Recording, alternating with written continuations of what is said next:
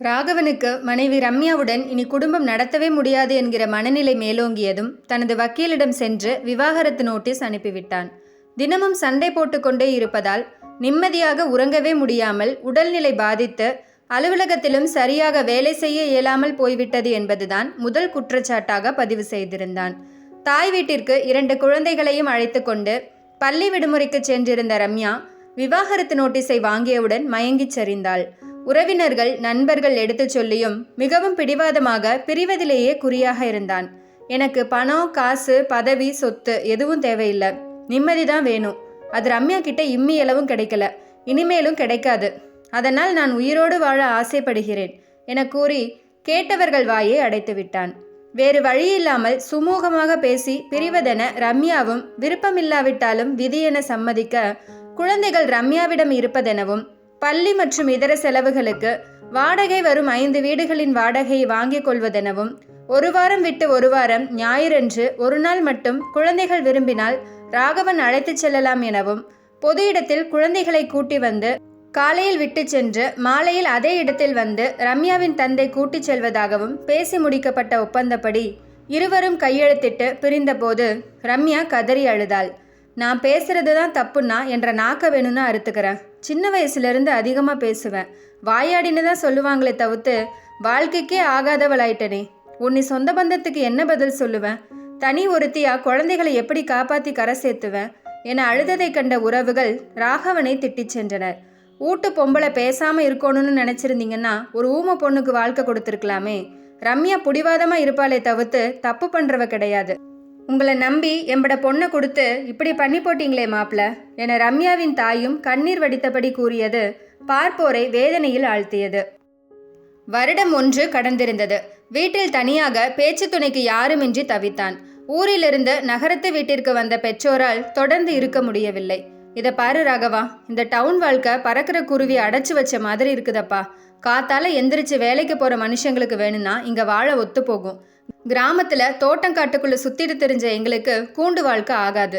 தப்பாக நினச்சிக்காத. மறுபடியும் ரம்யாவை கூப்பிட்டு வந்து வாழ பாரு. இல்லைன்னா மனசுக்கு பிடிச்ச மாதிரி ஒரு பொண்ணை தேடு.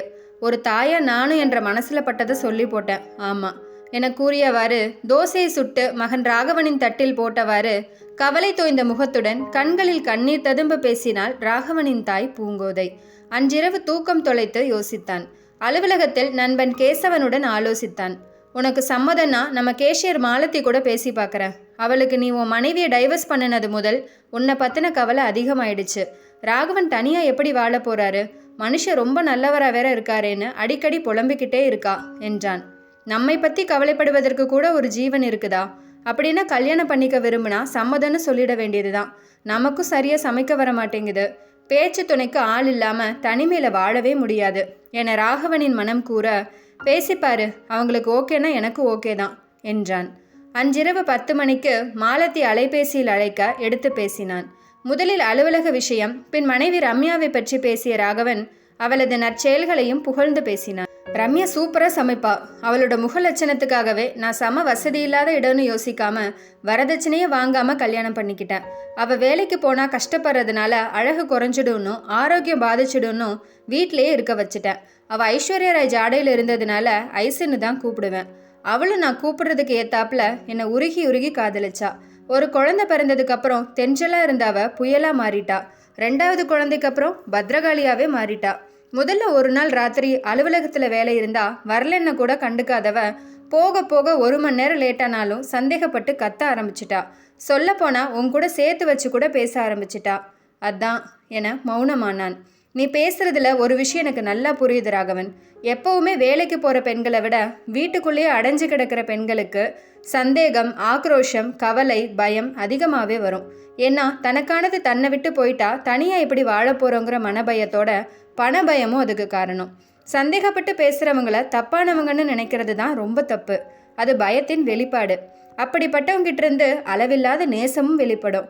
வேஷம் போட்டு நடிக்க தெரியாமல் மனசில் பட்டதை எதுவானாலும் வெளிப்படையாக பேசிடுவாங்க. உசுரை கூட கொடுக்க தயங்க மாட்டாங்க. ஆனால் நீங்கள் அவங்க உசுரை எடுக்கிறாங்கன்னு தப்பாக புரிஞ்சிட்டீங்க. அதே சமயம் அவங்களோட சமையல் அழகுன்னு நீங்கள் பாராட்டினதை பார்க்குறப்ப அவங்க மேலே இருக்கிற காதலை நீங்கள் சுத்தமாக விடலைன்னு புரியுது. அப்படியெல்லாம் கிடையாது, சும்மா பேச்சுக்கு சொன்னேன்.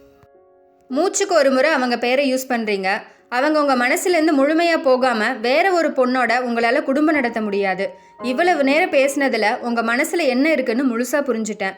குழந்தைகளோட எதிர்காலத்தை பற்றி ரொம்பவே கற்பனை பண்ணி வச்சுருக்கீங்க. அதை சீக்கிரமாக அழிக்க முடியாது. உங்களை ரெண்டாவதாக நானே கல்யாணம் பண்ணிக்கிட்டாலும் எனக்குன்னு சில எதிர்பார்ப்பு இருக்குது. அது கிடைக்கலனா நானும் ரம்யாவை மாற மாட்டேன்னு சொல்ல முடியாது. நமக்குள்ளே எல்லாமே கலந்து தான் இருக்குது. சூழ்நிலைக்கேற்ப ஒவ்வொன்றும் வெளிப்படும். நான் கத்தி பேச மாட்டேன்னு சொல்ல முடியாது. நீங்கள் எப்படி நடந்துக்கிறீங்களோ அதை பொறுத்து. மாலதிக்கு ரம்யாவே பரவாயில்லன்னு கூட உங்களுக்கு தோணலாம். ஆனால் திடீர்னு கல்யாணம் ஆயிட்டா கலட்டி விட முடியாது. ஜீவனாம்சம்னு சொத்துல பங்கும் தர வேண்டி வரும். அக்கறைக்கு இக்கரை பச்சையாத்தான் தெரியும். இன்னொரு விஷயம் தெரியுமா? என்னோட டைவர்ஸே உங்களோட என் கணவர் இணைச்சு சந்தேகப்பட்டு பேசினதால தான் நடந்துச்சு. நல்லா யோசிங்க. உங்களுக்கு ரம்யா தான் சரின்னு எனக்கு படுது என கூறிய மாலதியுடன் மேலும் பேச வார்த்தையின்றி ராகவன் மௌனமாக அலைபேசி தொடர்பு துண்டிக்கப்பட்டது. இந்த முறை குழந்தைகளை எப்போதும் போல் ராகவனிடம் அனுப்பி வைக்க பொது இடமான கடற்கரைக்கு தந்தையுடன் அனுப்பி வைப்பதற்கு பதிலாக ரம்யாவை அழைத்து வந்தது கண்டு ஆச்சரியப்பட்டான். உடல் மெலிந்து போயிருந்தாள். ராகவன் அவளிடம் முகம் காட்டாமல் குழந்தைகள் இருவரையும் ஹோட்டலுக்குள் அழைத்து சென்றான். கை கழுவிவிட்டு இருக்கைக்கு வந்தபோது தன் இருக்கை அருகே அமர்ந்திருந்த ரம்யாவை கண்டு அதிர்ச்சியடைந்தான். தாம் அவசரப்பட்டு தவறு செய்து விட்டோமோ என குற்ற உணர்வு மேலோங்க பக்கத்தில் அமர்ந்தவன் உணர்ச்சி வசப்பட்டு அவளது கையை இறுக பற்றினான். அவளது கண்களில் கண்ணீர் பெருக்கெடுத்தது. ராகவனை காதலோடு நேருக்கு நேராக பார்த்தாள். உடனே ஆர்டரை கேன்சல் செய்தவன் குழந்தைகளோடு ரம்யாவையும் காரில் அமரச் செய்து தன் வீட்டிற்கு சென்றான். தன்னுடன் இன்று ரம்யாவும் வந்திருப்பதால் குழந்தைகள் வீட்டில் குதூகலமானதைக் கண்டு மகிழ்ச்சியடைந்தான். மனைவி ரம்யா துடைப்பம் எடுத்து வீட்டை பெருக்கிவிட்டு பூஜை அறையில் விளக்கேற்றியவள் ராகவனுக்கு தனது கையால் திருநீர் நெற்றியில் வைத்துவிட்டு தனக்கு அவனது கையால் குங்குமம் வைத்துவிட ஜாடையால் சொன்னதும் வாங்கி வைத்தான். அரை மணி நேரத்தில் உணவை தயாரித்தவள் பரிமாறினாள்.